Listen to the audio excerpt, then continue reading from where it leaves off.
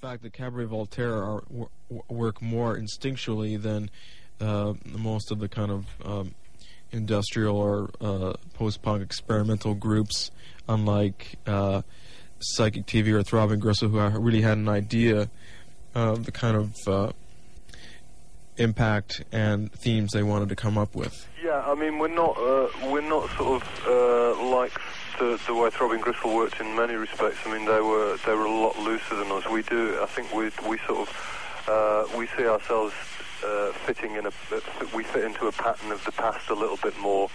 I think we sort of use, rock or pop, whatever you want to call it. We use it in a perverted sense, but we still use it as a structure for what we do. I think that was a choice we made a long time ago when we wanted to sort of integrate, guitars and whatever into the way we worked and not be purely experimental, because we thought it made some sense to make the music to a certain degree accessible, so that people could see things in it, rather than it being totally weird for the sake of being weird. But on the other hand, within that framework, within that structure, we try and keep it very spontaneous and sort of very, very instinctive. Yeah. What I'm looking for is kind of the basic things in your mind when you're working. I think maybe when you began, you were kind of from the Dadaists, obviously the name you took for the group, from the Dadaist tradition of kind of negating art by doing it yourself, so kind of like do-it-yourself music. Yeah, I mean that's exactly it. I mean we didn't have any skills in any way at all. We weren't musicians, we weren't artists, and we weren't filmmakers. But we felt as though we had a right to sort of toy in those things, to play in those areas if we wanted to. I think we'd never sort of seen ourselves as serious artists, but we felt that as human beings we were quite creative. And we quite liked that way of working, and we quite liked music in particular because it was very spontaneous. It was something you could do very immediately, and you got a feedback from it. And we found it was a good way of provoking people as well. It was something that they were familiar with, music in a very broad sense. So we tended to work in that area rather than sort of more pompous art areas. But we were, very much going against the grain of music when we first started, yeah. And maybe with a goal in mind to kind of upset the rationality of the typical kind of Western audience.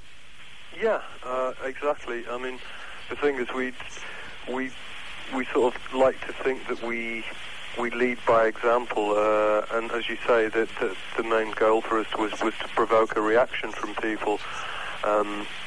And I think in our area we wanted to provoke change. We thought that sort of the way people looked at things, and in particular the way they looked at music, was very sterile. So it was a case of provoking that thing. As opposed to interviews with Genesis P-Orridge, where he's really talking about psychism and kind of unleashing primal forces at the audience, you are kind of more towards... well, let me ask you, has anything like that in a live performance ever happened? Any kind of... something that's beyond your control, or is it...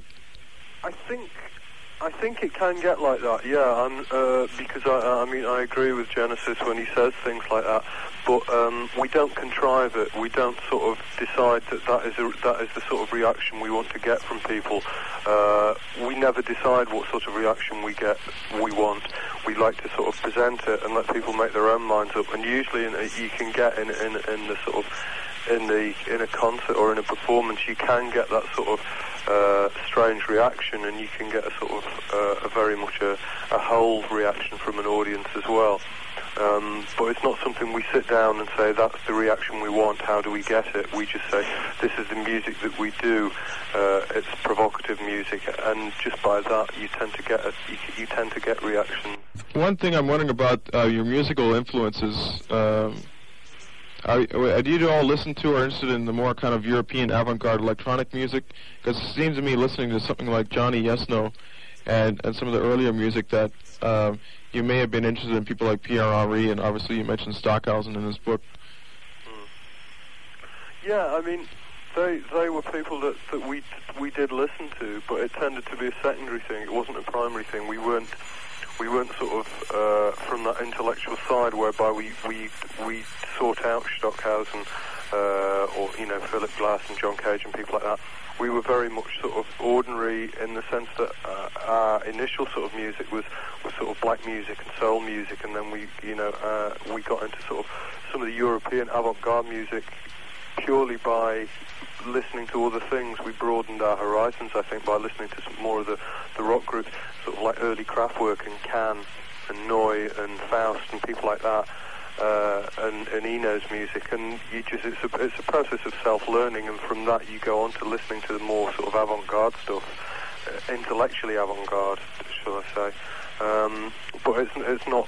We'd never particularly seen ourselves in that light. I think we're more that we still got sort of the sort of rock type or soul type origins. And people always mention Neu and Kraftwerk, and I was wondering, did John Peel play that at the time, or was that on the British radio, or was that just kind of the people who were into music? No, it was never played on the radio. I think maybe John Peel would play odd tracks, but I don't know. I've never, to be quite honest, I've never listened to the radio ever. I've never had a radio, so it's sort of rather odd for me. In that sense, I mean, it is purely by, a lot of it is just by reading and just sort of wanting to know about different sorts of music, and you go out and get it yourselves, and it's people who you know are into that sort of thing. It was a process of that you actually had to put effort in it yourselves. It wasn't really here for us to listen to at that time. No. Have you ever met Connie Plank or people in Neu? No, I've never met any of Neu. I've been in touch with sort of people like Holger Zucker and some of the Can people. Richard's met Kraftwerk a couple of times, but that was only later on. I certainly didn't know them at the time, although they were sort of like heroes almost to me. And what do they think of your music?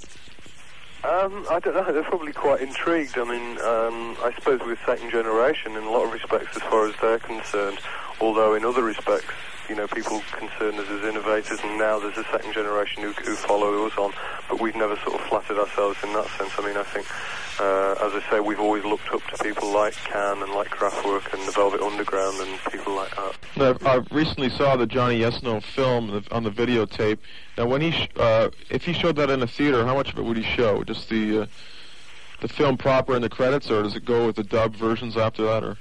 No, I've seen it with the dub versions and the proper versions, but when it's been shown in the cinema as a support film, it's just been the ordinary version, the straight version of it. It's quite an odd film. What was his intention? Because obviously the imagery is more important than the story in a way. Is it kind of a tribute to noir films, or kind of kitschy American that era in America? Yeah, that's it, exactly. It's a sort of pastiche, it's a sort of tribute to film noir and to the Hollywood sort of ethic, but done in a slightly tongue-in-cheek way. That's the sort of thing that Pete likes to do, and I think he can do it very well. Some of your own videos, too, I think are approaching kind of like the equivalent of your early music, which sometimes was extreme. For instance, the Yashar video, you're really challenging the people watching it. You're really kind of an onslaught of visuals. Yeah, well, exactly. That's what we wanted to do. I mean,